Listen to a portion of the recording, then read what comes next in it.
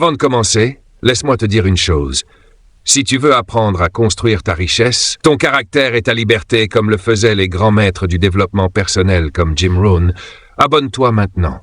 Chaque jour, tu peux recevoir une idée qui change ta vie, une idée qui transforme ta manière de penser l'argent, le travail et la discipline. Il est vraiment possible de multiplier tes revenus par 10.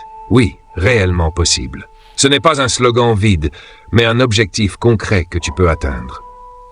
Réfléchis-y. Certains gagnent 5 $ de l'heure, d'autres 50, et d'autres encore beaucoup plus. La différence ne s'appelle pas chance, elle s'appelle valeur. Si les enfants grandissaient en comprenant que tout cela est possible, la première question qu'ils poseraient serait « Comment ?» Et c'est exactement la question que tu dois te poser. Comment multiplier tes revenus par 10 ? En multipliant par 10 tes compétences, ta discipline, tes connaissances, ta valeur sur le marché. L'argent ne court pas après les gens, il court après la valeur. Plus tu apprends, plus tu t'améliores, plus tu deviens argent te suit. Alors retiens ceci. Décupler tes revenus commence par décupler ta valeur. Quand tu grandis, ton argent grandit avec toi. Et tout change le jour où tu arrêtes de voir l'argent comme un simple billet et que tu commences à le voir comme une graine. Une graine a 2 destinées possibles. Tu la manges tout de suite pour un plaisir court, ou tu la plantes pour récolter beaucoup plus tard. La plupart des gens consomment chaque dollar dès qu'ils le reçoivent. Ceux qui prospèrent traitent leur argent comme un agriculteur traite ses semences. On n'avale pas tout, on en met de côté, on les plante, on les arrose et on attend la saison. Avec le temps, ceux qui plantent récoltent l'abondance. Ceux qui dévorent leurs graines finissent avec rien. J'ai compris très jeune que ce choix, consommer ou planter, trace ton destin financier. Mon mentor me disait, ne dépense jamais tout ce que tu gagnes, garde toujours une partie comme une graine. Au début, je pensais que mettre de côté une petite somme ne changerait rien. Mais quand j'ai commencé à garder 10% de tout ce que je gagnais, peu importe le montant, j'ai compris, ce n'est pas la somme qui compte, c'est la discipline. Même 5 $ bien investis font partie de la philosophie du semeur, et cette philosophie transforme ton avenir. La stratégie est simple. Ne regarde jamais ton argent comme un outil pour acheter des passifs, des choses qui disparaissent. Vois-le comme un moyen d'acheter des actifs, actions, fonds, terrains, petites entreprises, propriétés intellectuelles. Ton salaire n'est pas la fin du chemin, c'est le début des possibilités. Chaque fois que tu reçois de l'argent, ne demande pas « qu'est-ce que je peux acheter ?» mais « qu'est-ce que je peux planter ?» Garde 10 à 20% pour les actifs. Avec le temps, ce champ que tu construis portera des récoltes plus grandes que tout ce que tu peux imaginer. Les riches ne s'attendent jamais à récolter le jour même où ils plantent. Ils savent que le temps et la discipline sont les vrais multiplicateurs. Ne tombe pas dans le piège de ceux qui mangent toutes leurs graines. Plante, même si c'est petit. Une seule graine peut devenir un verger. Chaque dollar est une décision. Chaque graine plantée est un futur créé. La pauvreté n'est pas seulement un manque d'argent, c'est un état d'esprit. La pensée pauvre dit « j'ai de l'argent, je dois le dépenser ». Elle vit pour la consommation. La pensée riche dit « ce dollar peut travailler pour moi ». Elle voit la valeur avant le plaisir. Je me souviens du jour où j'ai commencé à gagner un peu plus. Mon premier réflexe, le dépenser. Un petit bonus me donnait envie d'acheter quelque chose de nouveau. Mais très vite, j'ai compris, une dépense me donnait du plaisir pour une semaine. Un investissement me donnait de la richesse pour des années. Alors j'ai adopté une question simple. Est-ce que cette dépense fait grandir ou rétrécir ma richesse? Cette question a transformé ma vie. La richesse, ce n'est pas de la privation, c'est de la redirection. Investi dans la valeur, pas dans le caprice. Investi dans une action, une compétence, une idée. Ce que les autres brûlent, toi tu le construis. Chaque dollar est un travailleur. Si tu le dépenses, il s'en va pour toujours. Si tu l'investis, il part recruter d'autres travailleurs. Les riches vivent selon la loi de la multiplication. Les pauvres vivent selon la loi de la soustraction. Et la vérité est simple. Chaque fois que tu t'apprêtes à acheter quelque chose, demande-toi si cela agrandit ou rétrécit ta richesse. 2. Le piège du temps échangé contre de l'argent. L'un des pièges les plus fréquents, c'est de passer sa vie à échanger son temps contre de l'argent. Un emploi, c'est honorable. Ça paie les factures, ça nourrit la famille. Mais si toute ta vie dépend de ce modèle, alors tu restes coincé. Pourquoi? Parce que ton temps est limité. Et si ton revenu dépend uniquement de ton temps, ta liberté disparaît. La vraie richesse commence le jour où tu construis des actifs qui travaillent pendant que tu dors, pendant que tu voyages, pendant que tu te reposes. C'est là que l'argent travaille plus dur que toi. Pendant longtemps, j'ai vécu comme tout le monde. Réveil, travail, salaire. Je pensais que c'était ça la réussite. Jusqu'au jour où j'ai compris, si la seule façon de gagner plus est de travailler plus, alors je suis prisonnier. J'ai découvert la différence entre le revenu lié au temps et le revenu lié aux actifs. Une entreprise qui tourne, un investissement qui produit, un bien qui rapporte un loyer. La solution n'est pas de quitter ton emploi demain, mais d'utiliser ton travail comme un tremplin vers ta liberté. Pendant que tu travailles pour vivre, commence un revenu qui ne dépend pas de ta présence. Cela peut être une activité en ligne, un bien immobilier, des actions à dividendes, une compétence que tu peux vendre. Le véhicule importe peu. Le principe, lui, est essentiel. Lance un deuxième flux de revenus. Aujourd'hui, pas demain, pas le mois prochain. Le premier dollar gagné en dehors de ton emploi est une révélation. Ton argent peut travailler à ta place.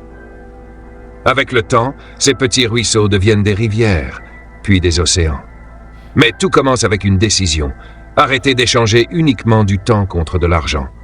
Travaille dur à ton job, oui, mais travaille encore plus dur sur tes actifs. Le jour où ton argent se met à travailler pour toi, tu entres dans la vraie richesse. 3. Maîtriser le petit avant de recevoir le grand. Beaucoup rêvent de gérer de grosses sommes. Mais si tu ne sais pas gérer 100 $, personne ne te confiera 100 000.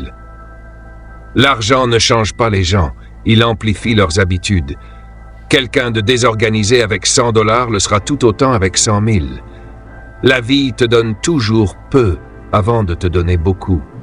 C'est pourquoi tu dois respecter chaque dollar. C'est plus qu'une règle financière, c'est une philosophie. Au début, je manipulais de petites sommes. J'aurais pu dire ce n'est rien, mais non. Je les ai honorés. J'ai suivi où allait chaque centime. J'ai évité les achats impulsifs. J'ai donné une mission à chaque dollar. Et le paradoxe, c'est que lorsque tu respectes le petit, le grand vient. Exactement comme un fermier qui commence avec une petite parcelle. S'il la cultive avec soin, on lui en confiera plus. Alors suis tes petits montants. Décide à l'avance ce que chaque dollar doit faire. Épargner, investir, contribuer. Les grandes fortunes ne sont que des petits montants bien gérés, répétés encore et encore. Avant de rêver de gérer 100 000 $, apprends à maîtriser 100. C'est cette rigueur qui construit le muscle financier. Ta richesse dépend moins de ton revenu actuel que du respect que tu accordes à chaque dollar. 4. Protéger ton capital. Une règle vitale. Beaucoup pensent que l'épargne et l'investissement suffisent. Faux. Une seule erreur peut ruiner des années de travail. Tu peux semer avec passion, mais si tu laisses les parasites entrer dans le jardin, la récolte disparaît. Tu dois être aussi déterminé pour protéger ton argent que pour le gagner. J'ai vu des gens tout perdre, non pas parce qu'ils n'ont pas travaillé, mais parce qu'ils n'ont pas protégé. Ils ont investi dans des domaines qu'ils ne comprenaient pas. Ils ont suivi des conseils douteux. Ils se sont laissés hypnotiser par des promesses rapides. Résultat, l'argent est parti par ignorance, pas par manque d'effort. C'est pourquoi je le répète, n'investis jamais dans ce que tu ne comprends pas clairement. Si c'est trop compliqué pour être expliqué simplement, c'est trop dangereux pour ton argent. Avant d'investir, écris 3 choses. 1. Le risque. 2. Le gain attendu. 3. Le plan de sortie. Si tu ne peux pas décrire ce qui peut mal tourner, ce que tu cherches à obtenir et comment récupérer ton argent, ce n'est pas un investissement, c'est un pari. Et un pari n'a jamais construit une fortune. J'ai refusé des opportunités qui promettaient des profits incroyables. Pourquoi ? Parce qu'une fois les émotions retirées, les risques étaient bien plus grands que les récompenses. Dire non n'était pas facile, mais cela a sauvé ma liberté. Protège ton capital. C'est lui qui te permettra de saisir de vraies opportunités plus tard. 5. La connaissance, le moteur le plus puissant. L'argent croît lentement. La connaissance, elle, peut croître très vite, car l'argent sans compréhension ne sert à rien. C'est comme une graine tombée sur du béton, elle ne poussera jamais. L'ignorance est la dette la plus coûteuse. Elle t'empêche de voir les opportunités et te pousse vers des erreurs qui auraient pu être évitées. Je me souviens de mes débuts, peu d'argent, mais une immense curiosité. J'ai lu, j'ai assisté à des séminaires, j'ai appris auprès de mentors. Chaque idée me révélait un nouveau chemin. J'ai compris très tôt qu'un dollar investi dans l'apprentissage rapporte plus que tout autre investissement. La connaissance te donne clarté, jugement, timing, opportunité. Chaque compétence que tu développes augmente ta valeur, et l'argent va toujours là où il y a de la valeur. La stratégie, apprends chaque jour, avec intention, avec profondeur. Consacre 30 minutes par jour à ton éducation financière. Ces 30 minutes deviendront une boule de neige. Elles transforment ton revenu, tes décisions et ton avenir. L'argent va et vient. La connaissance, elle, reste pour toujours. 6. La discipline, l'architecte silencieux de la richesse. La discipline ne fait pas de bruit, mais elle construit des fortunes. La constance l'emporte toujours sur l'intensité. De petites actions répétées fabriquent les grands résultats. La richesse pousse comme un arbre, lentement mais sûrement. Ceux qui cherchent des gains rapides passent à côté de la vraie puissance des habitudes. J'ai commencé modestement, mais j'ai été constant. Un peu d'épargne, penser avant de dépenser, respecter mes engagements. C'est ce qui a bâti une base solide que rien n'a pu briser. L'un des secrets les plus puissants, automatise tes finances. Ne laisse pas ta volonté décider. La volonté fatigue.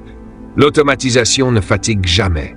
J'ai mis en place des virements automatiques et ce simple geste a transformé de petits montants en un capital solide. La stratégie est simple. Pense long terme, focus sur les habitudes, élimine les achats impulsifs, respecte ton plan d'investissement.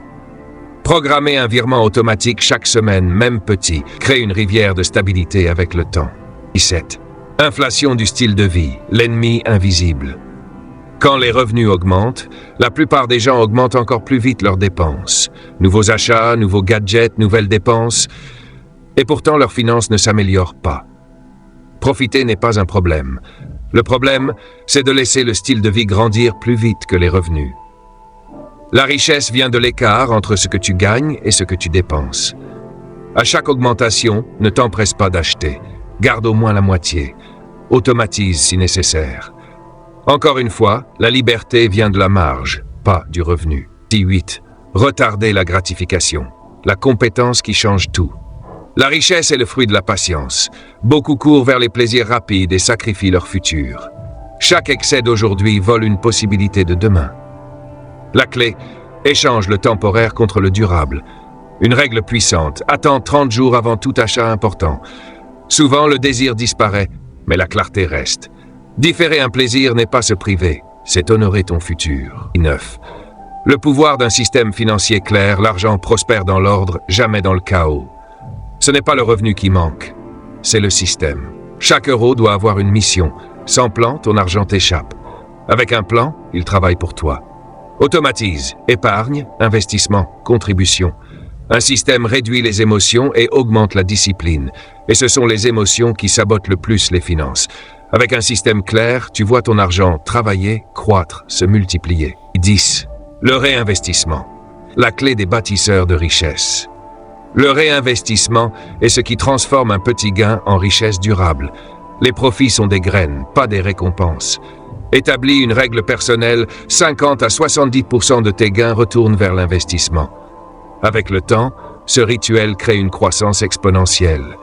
Et le réinvestissement n'est pas seulement financier, c'est une manière de penser, un engagement envers le long terme. Partie 11. Penser en décennies, l'horizon des bâtisseurs. La vraie richesse se construit sur 10, 20, 30 ans, pas sur un week-end, pas sur une impulsion. Lorsque tu écris un plan financier à 10 ans, tu changes ta manière de vivre aujourd'hui. La stratégie, définis tes objectifs à long terme, décompose-les en objectifs annuels, puis mensuels, puis hebdomadaires. Tu transformes ta vision en réalité. Penser en décennies te donne calme, patience et résilience. Partie 12. L'héritage, la richesse qui te survit. Une richesse qui ne sert qu'à toi est une richesse fragile. Tu dois penser en termes d'impact. Que restera-t-il après toi? Bâtir un héritage ne demande pas d'être milliardaire. Cela demande de la vision, des actifs, des valeurs, un plan écrit. C'est ainsi qu'on transforme l'argent en influence durable. Partie 13. La vérité finale. La vie teste toujours ceux qui veulent s'élever. Retiens ceci. Ta liberté, ta stabilité, ton abondance ne dépendront jamais de la chance. Elles dépendront de ce que tu incarnes chaque jour, de la discipline que tu gardes quand personne ne regarde, de la vision que tu refuses d'abandonner. La vie teste ta constance. Elle veut voir si tu veux vraiment changer ou si ce n'est qu'une émotion passagère. Mais si tu tiens, si tu avances même lentement, alors tout s'aligne. Tu deviens une personne rare, claire, intentionnelle, construite. Le monde se divise en deux catégories, ceux qui rêvent et ceux qui bâtissent, ceux qui subissent et ceux qui créent. Et là, maintenant, tu es en train de passer du premier groupe au second. La discipline n'est pas une punition, c'est la preuve de l'amour que tu portes à la personne que tu veux devenir. Ta richesse, ta liberté, ton avenir ne se trouvent pas au bout du chemin. Ils se trouvent dans chaque pas que tu fais aujourd'hui.